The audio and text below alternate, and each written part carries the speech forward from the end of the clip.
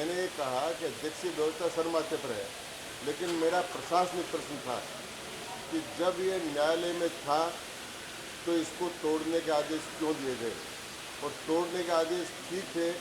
तो फिर वापस खोलने के आदेश क्यों दिए गए,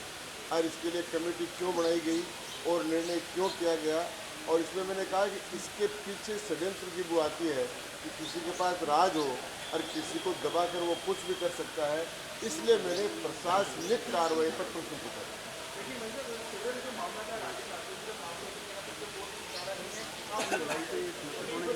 देखिए, जो प्रश्न विधानसभा में सूचीबद्ध हो गया है, ये उस समय देखने की बात थी कि ये प्रश्न ग्राह्य का ग्राह्य,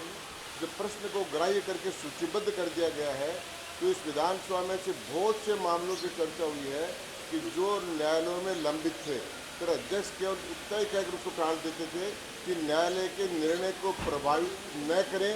ऐसी बात न कहें, बाकी कुछ विषय पर सारी चर्चा होती है। इसलिए विधानसभा पर ये कोई पाबंदी नहीं है कि न्यायालय में जो हो उस पर चर्चा नहीं है। उदाहरण के लिए मैं कहना चाहता हूँ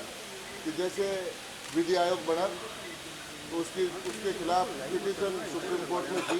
फिर भी सर्वोच्च न्यायालय विचार हुआ। जो न्यायालय निर्णय कर देते हैं उनको बदलने के लिए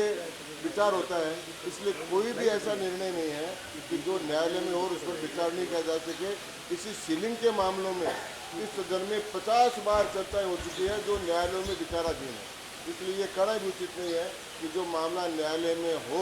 उसकी सदन में चर्चा नहीं हो सकती, उसकी सदन में चर्चा हो सकती है। यहाँ तक कि